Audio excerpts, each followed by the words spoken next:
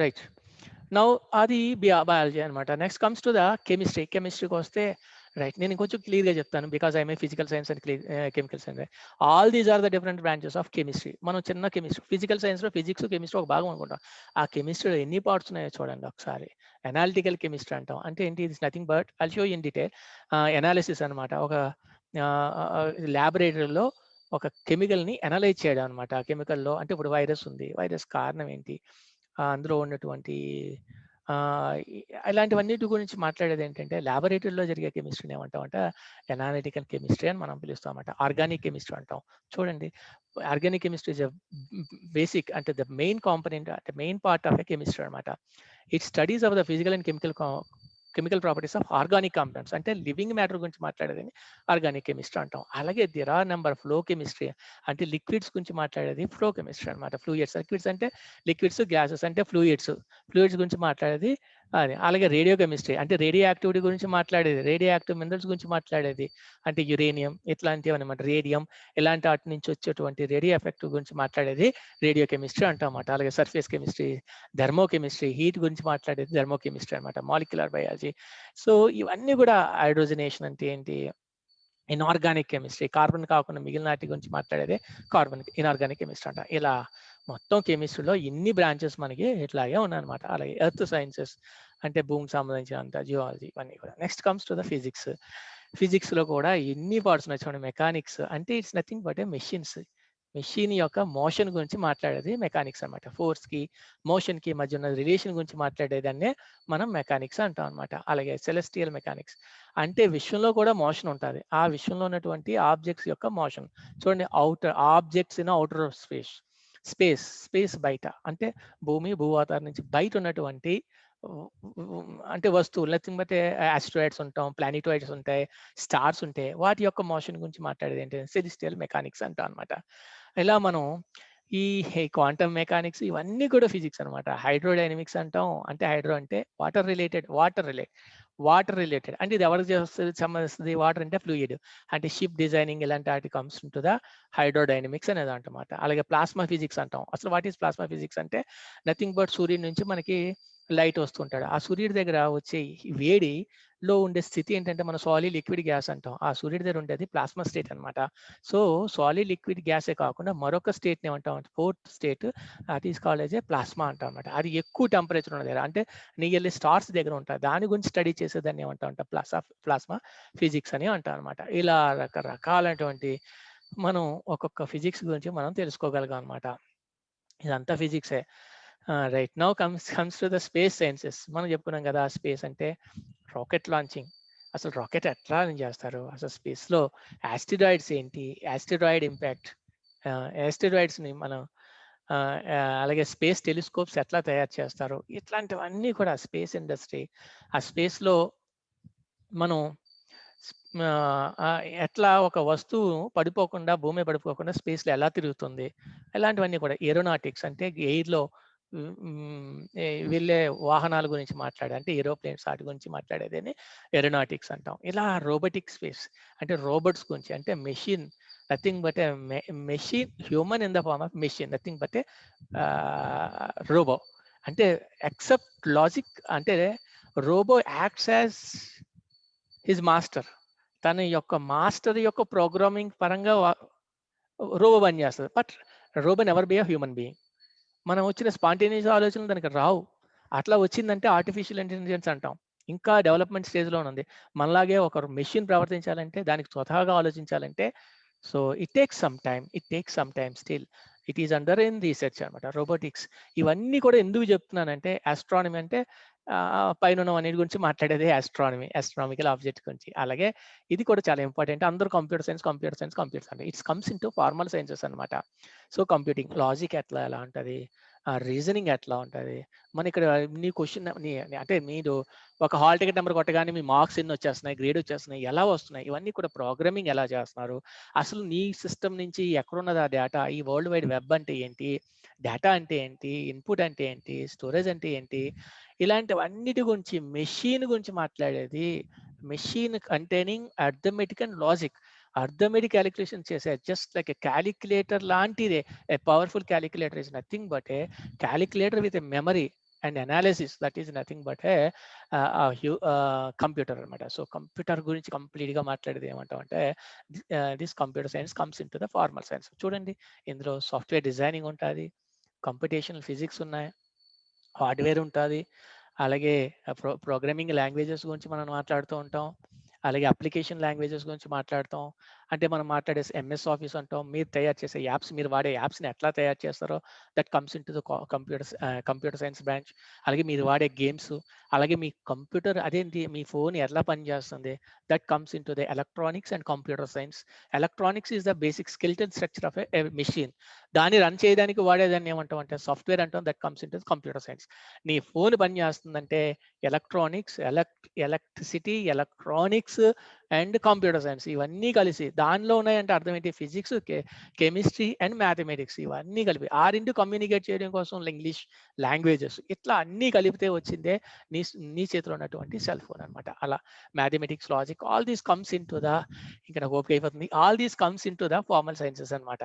Right, అన్నీ కూడా మనం ఏమంటాం అంటే ఫార్మల్ సైన్సెస్లోని మనం మాట్లాడుతూ ఉంటాం అనమాట. అట్లాగే ప్రొఫెషనల్ కోర్సెస్కి వచ్చేది అగ్రికల్చర్, అంటే మనం వ్యవసాయం సంబంధించినటువంటి అన్నీ కూడా అంటే ఫెర్టిలిటీ పెరగడానికి కారణం ఏంటి, ఏ కెమికల్స్ మనం వాడాలి, అలాగే ఆర్కిటెక్చర్ ఇవన్నీ కూడా మన బిజినెస్ ఇవన్నీ all these are nothing but the branches of science అనమాట. లా, ఇందులో ఇంకొకటి ఇవన్నీ కూడా నేను కవర్ చేశాను కానీ ఇంకా లా ఒకటి 10 మినిట్స్ ఉందా, ఓకే రైట్. ఇంకా ఏముందంటే లా, లా అంటే అర్థం ఏంటి, న్యాయం. మన సామాజిక న్యాయం, ప్రతి ఒక్కరికి ఒకే సమన్యాయం కావాలనుకుంటాం. ఆ న్యాయాన్ని మనిషిని ఒక ఈ పోలీస్ అనేది ఏంటి, న్యాయ వ్యవస్థ అంటే ఏంటి, దాని గురించి మాట్లాడేది. ఎటువంటి ఆ మనిషికి ఉన్నటువంటి హద్దులు ఏంటి, ఎటువంటి లిమిటేషన్స్ ఉన్నాయి, ఆ లిమిటేషన్స్ మనం హద్దు మీరితే మన మీద తీసుకునే యాక్షన్ ఏంటి, ఇలాంటి ప్రాపర్టీస్ లాస్ ఏంటి, ట్యాక్స్ లా అంటే ఏంటి, ఫ్యామిలీ లా అంటే ఏంటి, క్రిమినల్ లా అంటే ఏంటి, సివిల్ లా అంటే ఏంటి.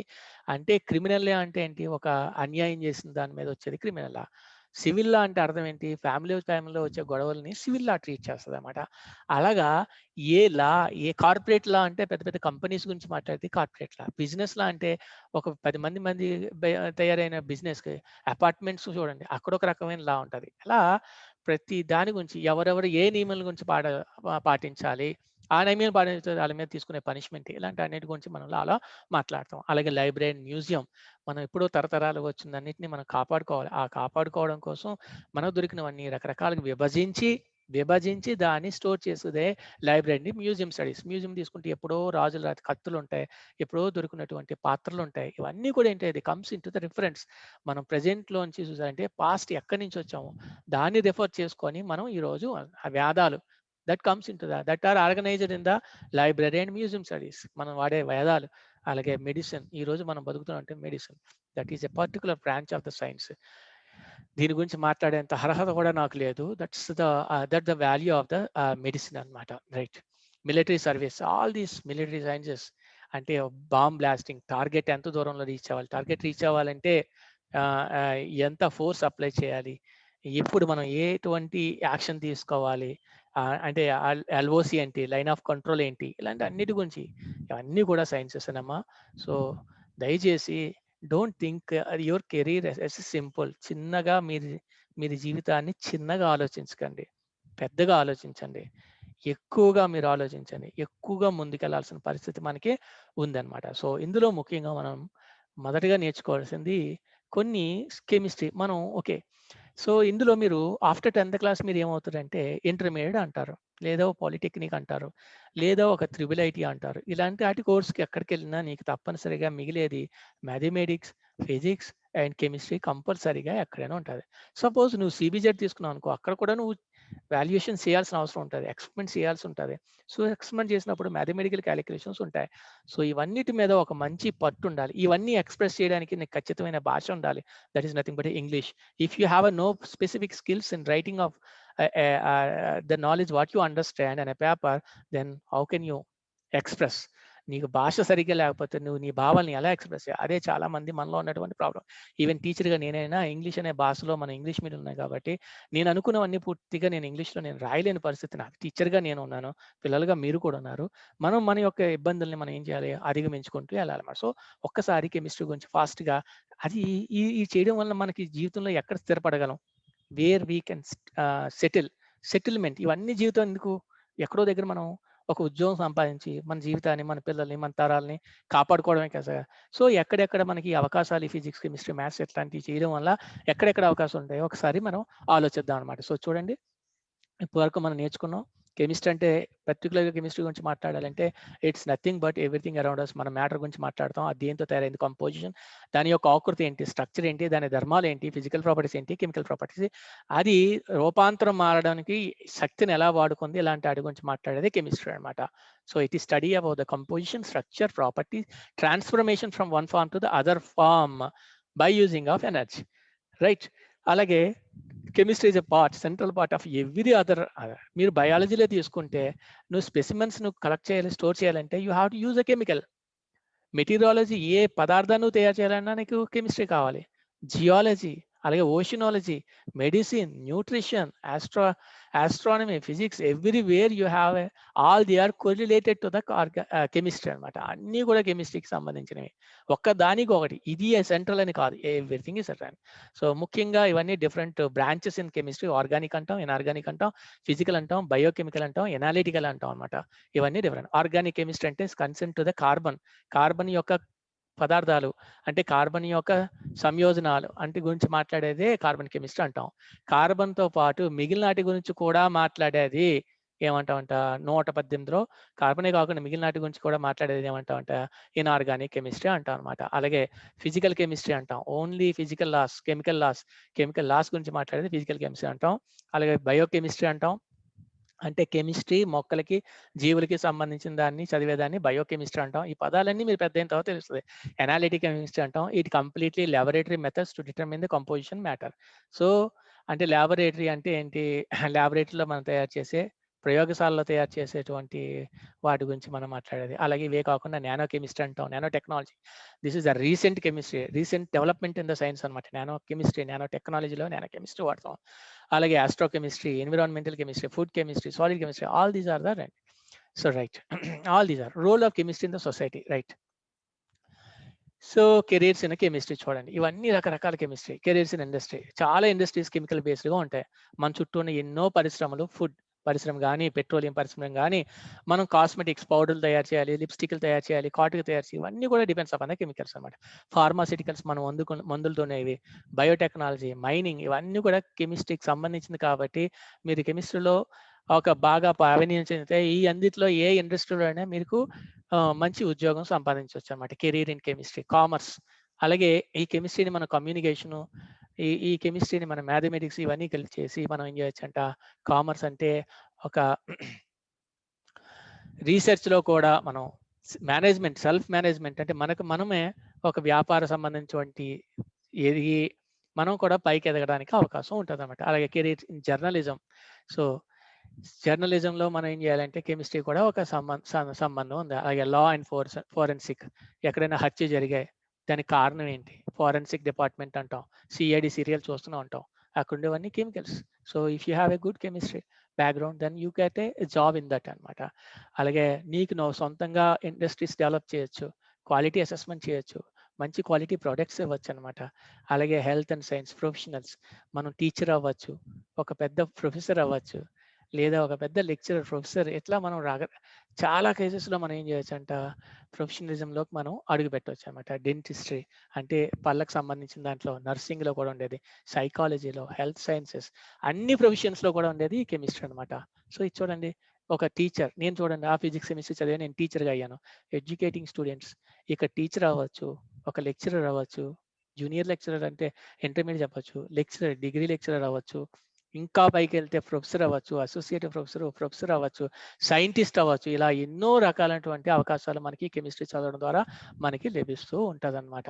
అలాగే మీరు చూడండి, మెడిసిన్‌లో ఎన్ని బ్రాంచెస్ ఉన్నాయి, ఇవన్నీ కూడా గైనకాలజీ గురించి, అంటే ఆడవాళ్ళు రీప్రొడక్షన్ గురించి, అంటే పిల్లల పుట్టుక గురించి మాట్లాడేది గైనకాలజీ అంటాం. అలాగే హెమటాలజీ, బ్లడ్ గురించి మాట్లాడేది హెమటాలజీ. హెపటాలజీ అంటే లివర్ సంబంధించిన వ్యాధులు చూసేది హెపటాలజీ అంటాం అనమాట. అలాగే హ్యూమన్ బ్యూటీ గురించి కాలాలజీ, అలాగే మలేరియా గురించి మెలీరాలజీ. మలేరియాలజీ అంటాం అనమాట. అలాగే నెఫ్రాలజీ కిడ్నీ గురించి మాట్లాడేది నెఫ్రాలజీ, ఆంకాలజీ ట్యూమర్స్ గురించి మాట్లాడేది ఆంకాలజీ.